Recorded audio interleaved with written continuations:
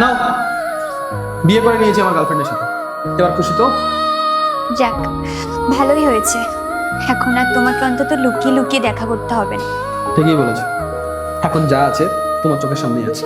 এখন যখন সবকিছু জেনেই গেছো, তাহলে আর মনে হয় না তোমার এই বাড়িতে থাকার প্রয়োজন আছে। আসতে পারো? ঠিক আছে, আমি চলে যাচ্ছি। তুমি সারা জীবন ভালো থেকো। দাঁড়িয়ে দাঁড়িয়ে মুখ কি দেখছো? যাও এবার।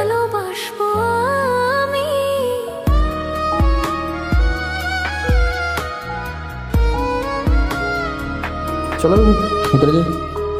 যদি শুনি আমি হেনা কষ্টে আছো সত্যি খিদে লেগেছে খুব জোর।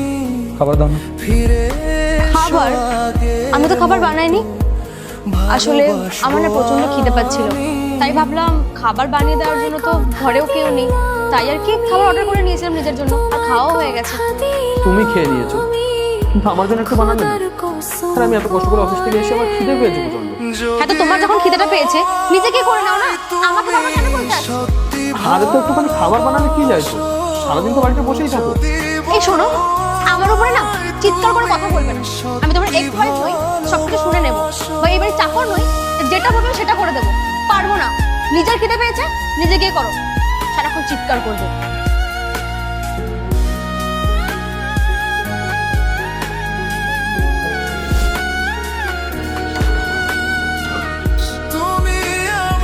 আরে তুমি এখনো ঘুমাওনি? ও, তুমি চলে এসেছো? আমি তোমার জন্যই অপেক্ষা করছিলাম। আচ্ছা, খাবার রেডি আছে, আসো। আরে কিন্তু রাত 2টো বেজে গেছে, তুমি এখনো পর্যন্ত জেগে বসে আছো আমার জন্য? তুমি ঘুমিয়ে পড়তে পারতে, আমি নিজে নিয়ে খেয়ে নিতাম। আমি এর আগে কখনো তোমাকে খাবার না বেড়ে দিয়ে খেয়েছি যে আজ শুয়ে পড়তাম? এমনিতেও খালি পেটে একদম ঘুম আসে না। তার মানে তুমিও না খেয়ে বসে আছো এতক্ষণ? তুমি, আমি তোমাকে কতবার বলেছি যে আমার অফিস থেকে ফিরতে লেট হয়, তুমি খেয়ে ঘুমিয়ে পড়বে, আমি এসে একা খেয়ে নেব। কথা কেন শোনো? তুমি খুব ভালো করেই জানো, তুমি যতবারই আমাকে বলো না কেন আমি তোমার কথা শুনছি না। তো এত রাতে আমার সাথে আর ঝগড়া না করে তাড়াতাড়ি খাবারটা খেয়ে নাও, নাহলে খাবারটা ঠান্ডা হয়ে যাবে। আর এমনিতেও আমার খুব খিদে পেয়েছে, তুমি তাড়াতাড়ি খাও যাতে এবার আমিও খেতে পারি। বলছি, খাবারটা তো টেস্টি না তোমার হাতে জাদু আছে? থাক, এত আদিক্ষেত আর করতে হবে না, খাও।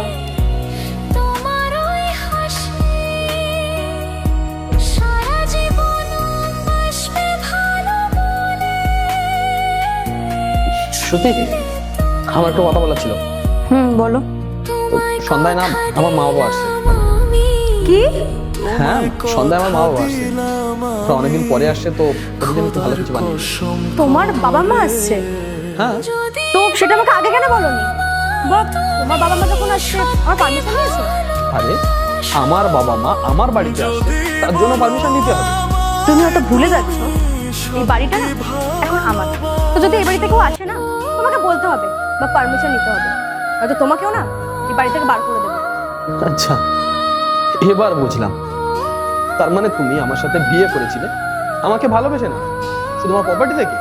হ্যাঁ, তো তোমার কি মনে হয় যে আমি তোমাকে ভালোবাসি? কখনোই না। আরে তোমাকে বিয়ে করেছিলাম শুধুমাত্র টাকার জন্য, আবার কি করতে? কি যত কথা বলছো তুমি সত্যি? আরে যাতা কথা কেন বলতে যাবো, যা বলছি সত্যি বলছি। সত্যি? আমি তোমাকে কত ভালোবাসতাম, তোমার জন্য আমি আমার ওয়াইফকে পর্যন্ত ছেড়ে দিয়েছি, আর তুমি আমার সাথে এরকম করছো? তুমি যেটা করছো একদম ভালো করছো না। আচ্ছা, তো আমি ভালো করছি না তাই তো? আর নিজে যেটা নিজের ওয়াইফের সঙ্গে করেছিল সেটা কি খুব ভালো ছিল? একটা কথা শুনে রাখো, তোর ওয়াইফ না তোমার জন্য অনেক কিছু করতো, আর সব থেকে বড় কথা এটাই যে নিজের ওয়াইফের হতে পারে না, সে আমার কি করে হবে? তাই বলছি, এই বাড়িতে থাকতে গেলে না আমার কথা শুনে চলতে হবে, আর সেটা বোধহয় তোমার জন্যই ভালো হবে।